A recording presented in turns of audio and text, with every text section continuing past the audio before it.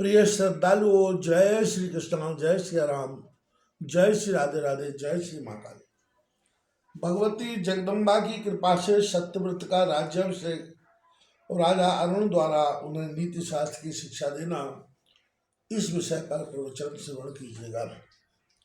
जन्मेजय बोले, हे महामते, वशिष्ठ जी द्वारा स्थापित वह राजकुमार त्रिशंकु उस स्थान से किस प्रकार मुक्त हुआ, उस साप से किस प्रकार मुक्त हुआ, मुझे बताइए। व्यास जी बोले, हे राजन, इस प्रकार साप ने सत्यव्रत पिशाचत्व को प्राप्त हो गए।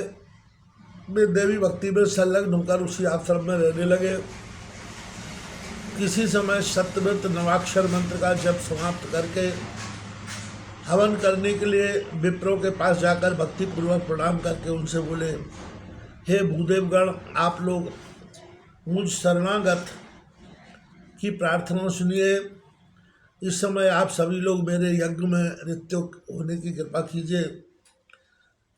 आप सब कृपालु तथा वेद वेदता विप्रगण मेरे कार्य को सिद्धि के लिए जप के दशांश से हवन कर्म संपन्न करा दीजिए। मैं सत्यव्रत नाम का एक राजकुमार हूँ। यह सुनकर विप्रों ने राजकुमार से कहा, अपने गुरु से शापग्रस्त होकर तुम समय पर पिशाच बन गए हो, इसलिए वेदों पर अधिकार न रहने के कारण तुम यज्ञ करने के योग्य नहीं हो। तुम सभी लोकों में निध पैशाचिकता से ग्रस्त हो चुके हो। उन विप्रों की बात सुनकर सत्यव्रत दुखी हो गए। वे सोचने लगे, मेरे जीवन को धिक्कार है। अब मैं वन में रहकर क्या करूं? पिता ने मेरा परित्याग कर दिया है। गुरु ने मुझे घोर शाप दे दिया। राज्य से च्युत हो ही गया हूँ और पैशाचिकता से ग्रस्त हो चुका हूँ। अतः राजकुमार ने लकड़ियों से बहुत बड़ी चिता तैयार करके उसमें प्रवेश करने का विचार करते हुए भगवती चंडिका का स्मरण किया। भगवती महामाया का स्मरण करके उसने चिता प्रज्वलित की और स्नान करके उसमें प्रविष्ट होने के लिए वे दोनों हाथ जोड़कर चिता के सामने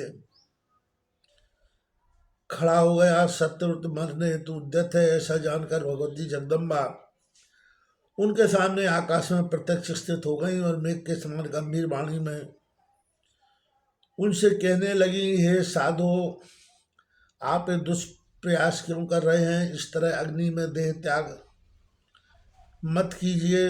आप स्वस्थ चित्त हो जाइए। आपके वृद्ध पिता आपको राज्य सौंप कर वन में तपस्या के लिए जाने वाले हैं। आपके पिता के मंत्रीगण आपको ले जाने के लिए पास आएंगे। मेरी कृपा के प्रभाव से आपके पिताजी राज सिंहासन पर आपका अभिषेक करके कामना पर विजय प्राप्त कर ब्रह्मलोक के लिए प्रस्थान करेंगे, यह सुनिश्चित है। राजकुमार से ऐसा कहकर देवी वहीं पर अंतर्ध्यान हो गई तथा राजकुमार सत्यव्रत चिता में जल डालकर मरने का विचार छोड़ दिया। तत्पश्चात महात्मा नारद जी ने अयोध्या में आकर आरंभ से लेकर सत्यव्रत का सारा वृतांत राजा अरुण से कह दिया। राजा अरुण ने अपने मंत्रियों के द्वारा सत्यव्रत को बुलवा लिया। सत्यव्रत को अत्यंत दुर्बल, मलिन वस्त्र, बड़े बड़े जटाजूट वाला देखकर राजा अरुण दुखी हुए और उसको वक्ष स्थल से लगा लिया और अपने पास बिठाकर नीति शास्त्र की शिक्षा देते हुए कहने लगे, हे पुत्र, तुम धर्म में सदा अपनी बुद्धि लगाना, विप्रों का सम्मान करना, न्यायपूर्वक प्राप्त ही धन ग्रहण करना, प्रजाओं की सर्वथा रक्षा करना, कभी असत्य भाषण मत करना, निंदित मार्ग का अनुसरण मत करना, शिष्ट जनों के आज्ञानुसार कार्य करना, तपस्वियों की पूजा तथा लुटेरों का दमन करना और इंद्रियों को अपने बस में रखना, सर्वत्र शत्रु तथा मित्र की गतिविधियों को जानने के लिए गुप्तचरों की नियुक्ति करना, प्रतिदिन दान देते रहना, नीरस संभाषण नहीं करना, दुष्टों की संगति का त्याग करना, महर्षियों की सदा पूजा करना, स्त्री नपुंसक तथा द्यूतपरायण व्यक्ति पर कभी भी विश्वास नहीं करना, ब्रह्म मुहूर्त में शयन से उठ जाना चाहिए और स्नान आदि से निवृत्त होकर